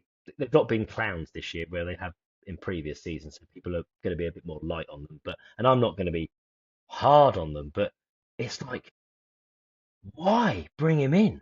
Like, I get it that you've got like you know, a safety car, well, a VSC, but it's like just keep track position. Like I don't think that. I mean, Hamilton said himself. He said, "Look, Max would have come in, changed tires. He may have hunted me down and Merck got me. I don't think that Antonelli would. So I think I would have finished third, right?" And I'm like, "Yeah, I also think that you would have finished." But I thought it was like pretty. If you don't come in, I'm thinking you'll be all good to finish third. Now, obviously, he came in, and then Max didn't come in, did he? But which he then took Lewis's track position, am I right, into second, stayed out, and then basically Lewis and Antonelli didn't catch Max, therefore Max finished second. But if Lewis stayed out, Lewis would have been in second, and then he was saying, but Max had fresher tyres than I had, even without coming in, so therefore might have hunted me down because if Lewis was in second, maybe Max then wouldn't. Yeah, He I think, also still wouldn't have come in. and I think the theory was that, like, Max was very marginal on those softs. I mean, he was asking them to go a long way, and I guess the VSC wasn't that long, but I mean, I actually don't think that Max Lewis says Max would have gone. I don't think he would have done I don't because think he I would have think done that either. I think I everybody think the just softs would have. assumed that Max. I think everybody assumed that Max would be faster than. It's such a weird thing. Everybody seemed to assume that he'd be really fast on those softs, so would get Lewis. But they also thought that if they pitted him, that his tires wouldn't really be able to make it. So at the end, he'd be super slow. So it's like if you're on a more durable tire, Max is going to catch you on the soft, sure, but then that soft's going to go away. He's just because he's Soft's going to catching go at that away. rate. Hamilton's hard's probably going to come back slightly because the car will get lighter, Yeah, with the fuel I going down. I didn't So think it like was I was thinking, a. I don't think that this They were is sort of billing it as a bit of a. Oh, they're all going to be together at the end of the race, and I was thinking, I'm not convinced that they are going to be all no, together no. at the end of I the agree. race. So Yeah. So I think it was just a real schoolboy. And I thought that because also he finished in the end. I mean, and let's just assume that he wouldn't have got the. Well, clearly he wouldn't have come into the pits, so he wouldn't have got done for speeding. Therefore, he wouldn't have got the penalty, so he wouldn't then be demoted to fifth. But I honestly think that Hamilton is finishing second in that race, and it somehow ended up fifth. And I think if he is the nearest, closest guy to rival Antonelli this year and push, you can't be doing that. no, I was thinking, for God's sake, like I was it thinking, did like what a seem silly. it did seem like And an what unnecessary risk because I um, think all right, so Max catches him. Like, okay, so yes, he ends up Kimmy in Kimmy third. was Kimmy was a few seconds behind, and looked like he might get Max at some point. So okay, so if Max gets you, maybe Kimmy gets you too. Very hard to overtake in Hungary, and we saw that. Max clearly Yeah, a slower car than Lewis, but Lewis was struggling, very badly to get past. and Lewis, So it's like one of Lewis's best tracks, so it's not like I don't think that it's going to be easy to pass Lewis. So I'm thinking no, like, like worst case scenario, you have an absolute shit show by staying out, you finish fourth. Well, you finished fifth by coming in, and you got a penalty because of that, and that's why you finished fifth. Granted, whatever. But I just thought, what a yeah, shame, because no, if he finished, agreed. And I mean, I think actually that was kind of one problem that Ferrari had, but actually this whole weekend, McLaren were fantastic. Their car certainly looked great, but I felt like this whole weekend was a bit of a missed opportunity from Ferrari. Like Lewis should arguably have been on pole. Didn't yeah, didn't put it together. Then he gets himself the penalty, which is also a bit Ferrari. Should be telling him, Oscar's coming up behind you on a flyer, mate. Like the session's not over. Get out of the yeah, way. So that isn't great. I think we both thought that the Ferraris were going to be on the podium, and I think that they should have been. And the fact that neither were really speaks to just operationally not a fantastic weekend all round from Ferrari. And you're right; they've kind of shed the reputation of being a bit of a clowny operation. But I hope they don't slip back into it, and hopefully this was just a bit of a blip. But they've yeah, had arguably the fastest car or one of the fastest cars for a few races now. Obviously, Leclerc got his win, but I feel like I feel like they could be, maybe they've dropped off a little bit. I'm just a little bit worried that they're letting their standards slip a little bit. Let's see. The summer break might come at a good time for them. They can reset. And what I really liked, actually, apologies if you're not watching on Sky, I'm not listening to Crofty and Brundle, but they were talking in terms of like Ferrari have been super aggressive this year with the strategy, and they were talking in Yeah, terms of Ferrari being really like on it. And I love that. That's what Ferrari should be. And as funny as it's yeah, been for all these 100%. years that Ferrari have been the clowns, we talked about it, how they need a bloody good strategist. And finally, they're starting to get a bit of a reputation. So I hope it doesn't slip. And let's bring on the second half of the season. Hopefully, Ferrari can keep cementing that reputation for being operationally excellent. Yeah, yeah. Yeah, like I said, I think that's what's given me the sort of the blues a little bit really. So I just feel like Ferrari could that they really should have done better in the last two or three races, and I feel like if they would have done, I think that we'd be going into this break now being like, oh, this is tasty, You might and start to think that some of this pressure that you're absolutely desperate to see on Antonelli, you might start to exactly, think it's exactly. it's there. Well, it would have been there, wouldn't it, if Hamilton did better at Silverstone and he did better at in Belgium and then at Hungary. And I know it's all different and maybes, but there was definitely opportunities for them to really. Ferrari have been that car in the last three races has underperformed, and again, none of this is Antonelli's fault. I'm not saying any of that.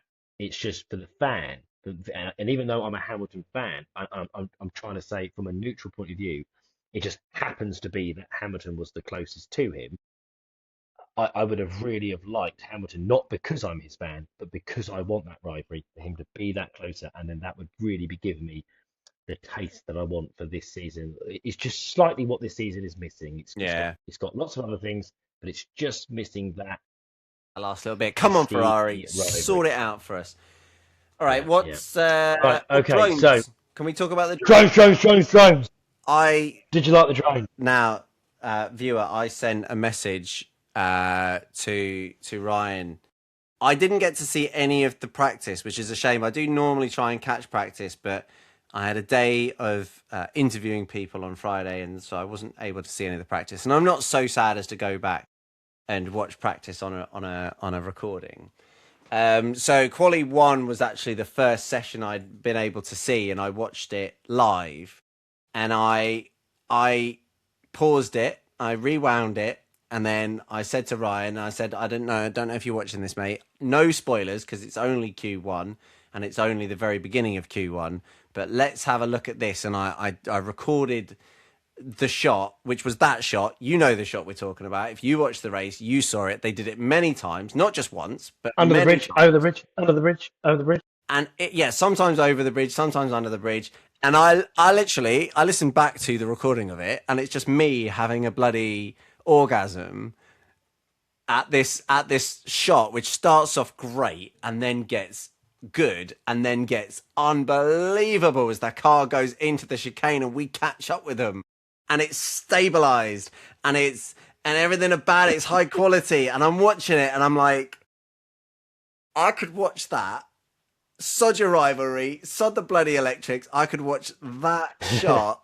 I could watch that for 2 hours, just watching the cars do that over and over. My only sadness was having gone under the bridge. I felt like a few times the drone was about to take the corner and it cuts away. And obviously they've got like, sorry, drone, you're only allowed in this part of the track for like whatever safety, blah, blah, blah. And the helicopter's driving around or whatever. So I'm sure there are lots of like regs about where the drone can go. But I'd love to see, how much would you love to see, you know, a quali lap live in full from that? Maybe put a few pictures of the other, but Kimi Antonelli doing, going, or Max Verstappen going for the last run in Q3 and properly following them around. Oh, but that, I mean, I'm getting greedy now, but that shot. As a guy who's done some drone stuff myself, as a guy who's done some drone stuff yourself, Ryan, I think we're in love with that, surely. Yeah, yeah, that was quality. Yeah, that's what I say. That's why I've just put screaming drones, drones, drones, drones. Yeah, I enjoyed it. I love all the drone shots. You were very critical at Austria Well, because about this the is the drones. standard I wanted. I knew this was possible. We'd seen it with that Max Verstappen at Silverstone in the wet footage, so we knew it was possible, and this is what was possible. And it was they chose a genuinely brilliant bit of track to do it on with the chicane to allow the drone to be able to catch up that little bit through that section. And the time that whoever was flying those drones was timing it so well, meeting the car as it was exiting the chicane. Hats off to you, sir or madam. Brilliant. Well done, well done. There we go. Morgan's happy again with the drones. May it continue. May it continue. Um, I actually forgot I was meant to put a new segment into the podcast where we've got Din and Dude, we've got Grid Rival Update, and I forgot to put it in. I've just remembered it now. Is because there was yet another royal fuck up from the FIA. Um, I the name needs working, but I've just dealt with it in the last 2 seconds. So I've got FIA weak fuck up. I'm sure we can think of something a lot more Well, entertaining than that. I had it But down as my din, and let's just put it as a I was gonna ask you if I can have a super din because or like right. din of the first half of the season or something because yeah well, I mean you can't it needs a better name. I agree, but that's a great description for it. That's a great description for it. FIA. Yeah, I mean that's the explanation of FIA what we're fucked going it to all. talk about here. But there we go. There we go. FIA FIU FIA fucked it up. You know. Fucked it all. Fucked it all. We're going to name it this week's Fucked It All by the FIA. So yeah, that's great. So fucked it all. And this week we had Blue Flags meltdown. Absolute Um, disaster. And on the one so hand, it's another it's week. another thing. It's another. I have some sympathy here because you can have a technical glitch that can happen. That's fine. But in the context of a season, and what did we say at the end of the last pod? Little preview to Hungary. We said they need a clean weekend, and in terms of penalties, in terms of all of that, they had an easy weekend this time because there was only one potential thing, which was did Lewis get to the safety car line ahead or not? No, he didn't. Okay, right, and they undid that already themselves, so they didn't have to get involved in any decisions. It was almost like perfectly set up for them to have that clean week that we were pleading them to have, and then they get a technical glitch and the complete lack of blue flags, and then Carlos Sainz trying to blame. I mean, that's probably now going to become my din since we're doing a whole different thing on it. But Carlos Sainz trying to claim that he didn't get any blue flags when he ostensibly got eight of them. Before. He's like later, he's like, oh, there weren't any blue flags. They were working at that point, mate. So yeah, don't 8 of them. Don't pull that one. But, yeah. You actually mentioned something that I forgot to mention. The so Hamilton, when he came out and he didn't get the line, in the moment I actually thought that he made it, and then I was screaming like, "No, don't give it back! Don't give the position back! Just get your foot down and let him give you a penalty and get X amount of seconds ahead of him or whatever. Just floor it." But then I saw the replay and it was like, oh yeah, like he did get that, and then they gave the position back. So all in all, fair and the correct decision was made. But I did wonder, I don't know the penalty for this, but if it would it be a 5, or I suppose they could always then say, oh, you've got to do a driver. I suppose there's always that risk of. Because I thought if it was 5, it's the same thing as. Do you remember when George Russell at Monaco said, yeah, I'm gonna send it through the chicane because I know I'll get a 5-second penalty, but I'm gonna lose more than 5 seconds sitting behind this guy, and so they punished him with like I can't remember what his penalty was at the end, but basically it's a range, right? Just because they can give you a 5 seconds doesn't mean that they will. And I think it's like, yeah, I think there's like the intent, right? Like if they felt like he'd banzaied it to the line to try and get there first, he hadn't got there first, but he's like, you know what, sod it. This is tactically beneficial for me to take the penalty. Like if they think that you're doing that to kind of game the system, then they'll use They'll throw the book They at give you, you the and harshest one. I don't know what the maximum is, but it wouldn't surprise me if the maximum is something like a drive-through or a stop-go. So But I don't know if they could have been a bit clever. Like it was so close, they could be like, "Oh, we thought we were ahead." They'd be like, "Well, you weren't." So, naughty boys, 5, and then Lewis like, "Well, I've got a new pair of tyres, mate. I'll see you later." yeah, And yeah, so I just thought, were they a bit too fair there? Maybe. I don't want them to cheat, but I kind no, of do want them to cheat. yeah, Like. yeah, yeah, yeah, yeah. Um, right, okay, so well, yeah, so this week was blue flags. We're just gonna have that as a weekly stay then. Fucked it all by the Well, FIA. let's hope the second half of the season we have to lose that segment because we've got nothing to talk about. Oh, I'm sure we'll find something. I mean, Mr. President, God, he was fucking annoying me again. Oh my God, that bloke is like, honestly, not to make it political, he's the new Keir Starmer for me. And Mohammed Ben I don't want, Sulayem, so I don't want everyone messaging now. Like it's got nothing to do with policy. The bloke just annoyed me. What can I say? I hated his voice, hated his hair, hated you're talking about just Mohammed bin Sulayem. in I tell you, face. that guy. I hate I'm his talking about hair. Starmer, No, I but then know, but but his then hair. Oh my god, you I know, hate that guy's hair. the grey thing in it. It looks like the bloke I even mum talk from because Wednesday. viewers on YouTube will see that I do actually have a little sort of natural maverick in my hair there, so I can't really talk too much. But the grey thing really does wind me up. Anyway, You got Prez hair. come on then, Din and Dude. I've given He's my just Din, which is God. definitely Carlos Sainz. Okay. My din. Oh, it's hard to beat that, isn't it, really? Uh, my din of the week is going to be. Yeah, I agree. I'll make it easy. Yeah, Carlos Sainz. I just can't. How can you not? Like, 8 blue flags. And the Um, fact that he hit okay, so the fact that he hit din of the Oscar at the week. same time was just too good. And there's been Oh so many God. memes around there, like Oscar is literally the coldest man on the planet. And we finally seen him get angry about something. It was Yeah, very yeah, yeah, entertaining. yeah. Anyway, Yeah, he actually really did, we didn't he? It's genuinely like, never seen him yeah. angry before. It's Good on like him. anyway. Good on him. Isn't it funny how this year I'm a big Oscar fan this year, um, compared to last year. But maybe that's because I was just rooting for the Brit to win the World Championship. That'll be But it. yeah, I've enjoyed Oscar this year. I think Yeah, yeah, he's a good good fun. lad. Cute dude. All right, who was your Okay, so dude? dude, um, dude of the week. I have a very boring dude of the week, but I promise you, I'm giving it to Lando Norris, but I'm not giving it to you because he won. I'm giving you dude of the week to Lando Norris because he was asked, keep it off the curbs. You're going too quickly, please bring it home and all of that. And they said, keep it off the curbs. The curbs might have been what caused Oscar's The gearbox gearbox, issue. And then I watched him. They had a big long segment when they were watching him, and we were watching him go around, and he hit every white line, but not a single curb.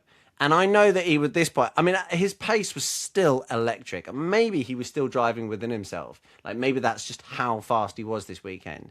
But he was still pulling a gap on everybody comfortably. And he was missing all the curbs, but missing each one by a millimeter.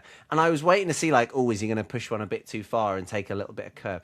But yeah, it was just beautiful. And I think sometimes the Hungarian Grand Prix, the circuit, really can, if you can get into a good rhythm with it, it is a beautiful circuit with those lovely sweeping left and rights, and all sort of medium speed.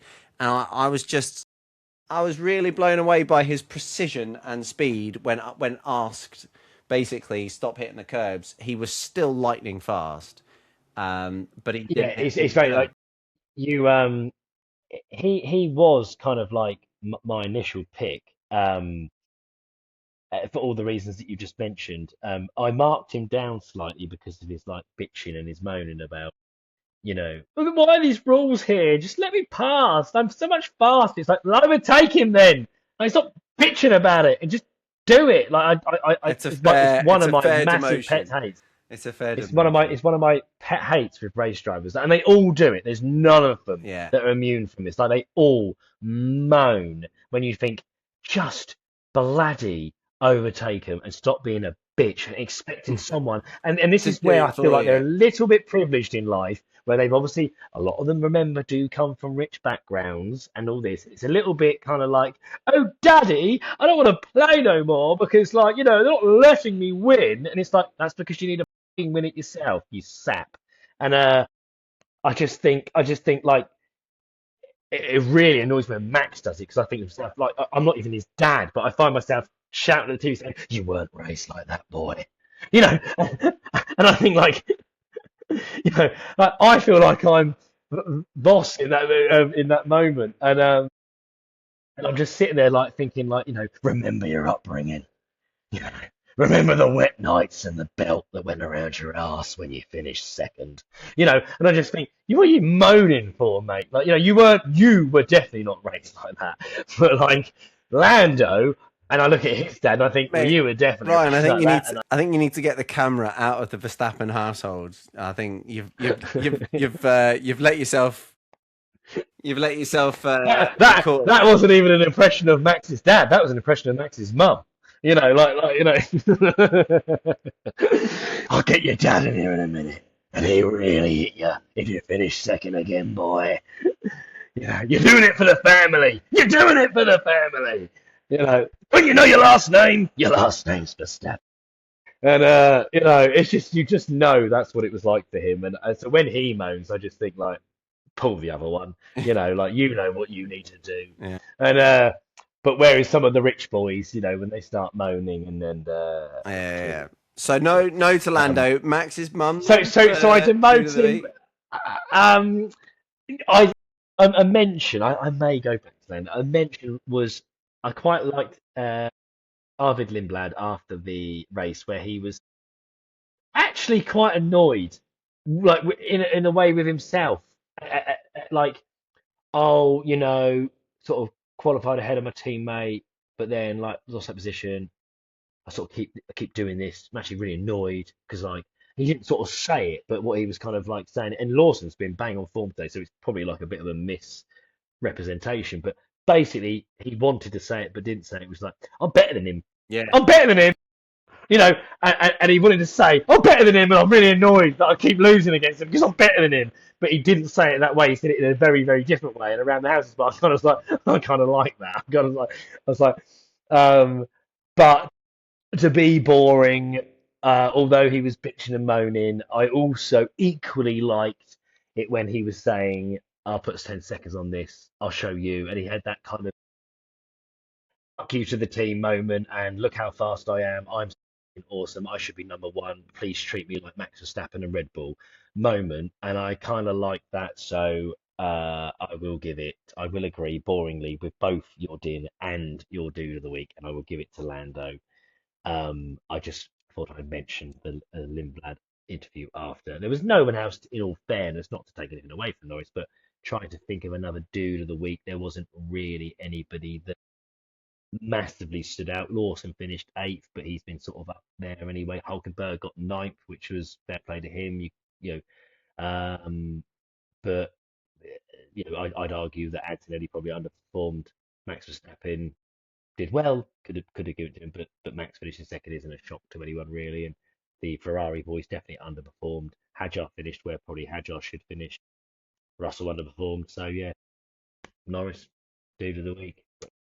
Simple really. Right, grid rivals. Oh, oh, oh. And I know what you're gonna say, right? And just don't bother saying it, right? Because the fact is, mate, the fact is you look at this team and you know what I was doing, and you know that I've been a little bit itty bitty unlucky here because your prediction was that Hamilton was going to do well this week, and I put him in, and everything was telling me I'm earning some money here, and he underperformed, so I lost money on him, so that didn't go well. But Russell, also, I thought that was risky because there's no guarantee that he was going to do better, but I still think he then underperformed. Oh You no, enormously, know, enormously. um, and that was annoying. So I've lost money on Russell. Not good. Lawson, you also had him, so that was Yeah, we pretty. both brought him Obviously, in, and he had a great two race. minds there. Lindblad, there's no other driver you can make a star driver at the moment other than Lindblad, so that's just so obvious. So obviously did that. Hulkenberg, good shout from me. I've obviously got a lot less budget than you, so this is what I do need. I need to pick the shittest driver that can finish in the top 10, and I did it. So that If was a you'd have turboed him, from you'd have got a few more points as well. But like you say, you can't really go against Lindblad given the Racing Bulls is a no, step no. is And then far. and then I went for the team Audi, thinking that Bortoleto and Hulk potentially both of them could have got in the top 10. Um, I was not far off with that. He finished 11th, so I got, which I thought was quite harsh. I thought I should have earned more really, but I got 600,000 for Audi. So all in all, I earned 1.7 million. I got a solid anything sort of over 900 points is a very decent week, and especially with a budget that I've got. So I'm well happy with my week. It's just that, and this is probably how it's going to go for a few weeks. You're going to get more points than me, but you have so much more money than me. So that's obviously self-explanatory. What I'm waiting for is for you to have a really bad week and for Money my wise.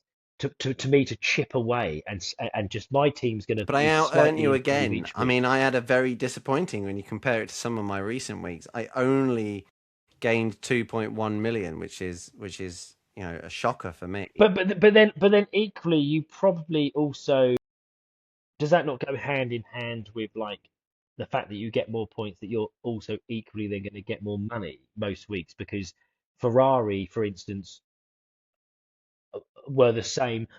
Like I also would have put Ferrari in because they lost points last week, so they were only going to gain points this week. But I don't have enough money to do that option. I've got to go for a mid team that lost points that could gain points.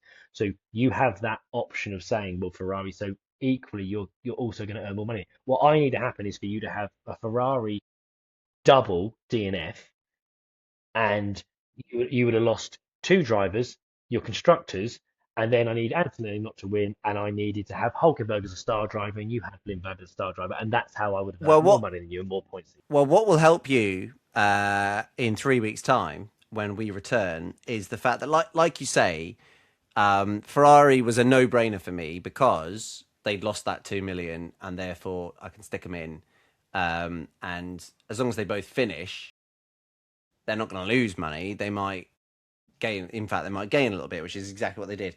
But this week we only had three non-finishers, one of which was a McLaren, but they also had the McLaren win the race, so they only went down 0.5 or 500 grand. So there isn't an obvious one to pick for the next race in terms of teams, and that's then also true of all the drivers who also all didn't go down any substantial amount of money. The only ones that have gone down a kind of larger amount is George Russell, who you'd be ballsy putting in right now. That being said, he has got 3 weeks to try and sort his life out.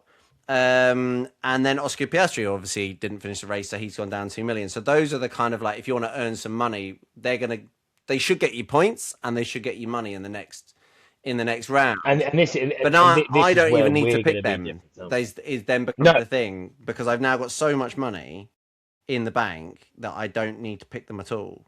Uh, yeah, I'm looking for that huge turnaround driver. Like if I got Russell and I say sign him up to a free race contract, and he wins three in a row. two races and finishes second Yeah. in the third, I could earn 8 million, not 9 million just from one driver. Yes, you could. So Yes, you could. In fact, if you look at it at the moment, and so the value of the drivers, for those who don't do grid drivers, the value of the drivers is based on the average of what they've done in the last 8 weeks. And so it goes up and down. So if they beat the result, so sometimes you can have it where your driver, when Max had that season where he won like a million races in a row, he would win a race and still like lose 0.1, and you're like, but he's won the race. How Yeah, could he yeah, possibly do any better? And it was like, oh, he didn't overtake his teammate as much or something. I don't know, like yeah. The standards grow higher. and so Yeah, the standard was so high for him that the 8 race average, he had to, if he finished third, then all of a sudden he would be, losing quite a lot of money. So it's based on an 8 race average. George Russell was down in sixth, down in sixth on value at the moment.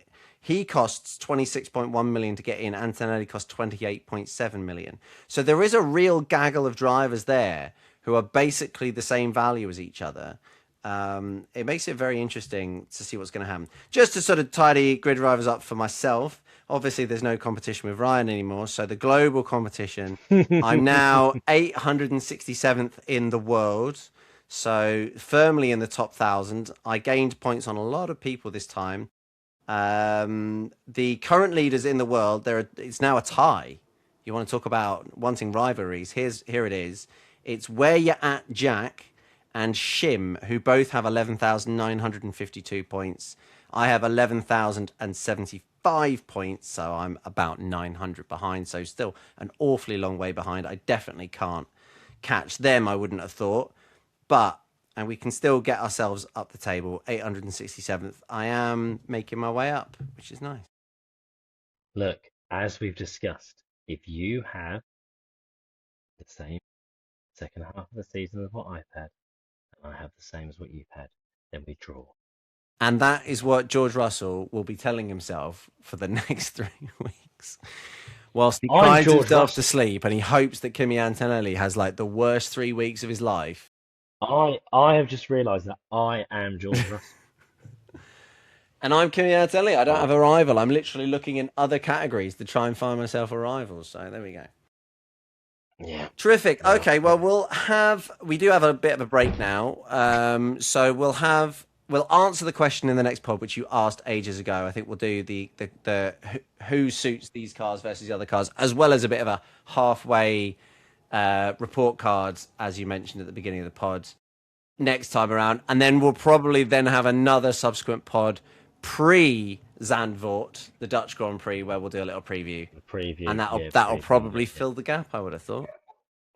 I would imagine so, yeah. Yeah, lovely. Yeah, like I say, yeah, a bit of a rating on the season, and then a bit of a discuss on the drivers and the differences between, I suppose, different generation cars, and maybe even a little look back in history of when the regulations changed, what drivers dropped off a cliff, and that kind of thing, and we can have a little bit of research and find out some bits and bobs about that. But yeah, no, we have a good laugh doing it, when we. Terrific. All right. Thank you very much, listener, for making it all the way, an hour and 52 minutes. You've done well. We're here for the long format. We're here for the long format. Thank you very much for joining us. We have been barely qualified. We continue to be barely qualified, and we'll catch you in the next one. Toodles. Toodles.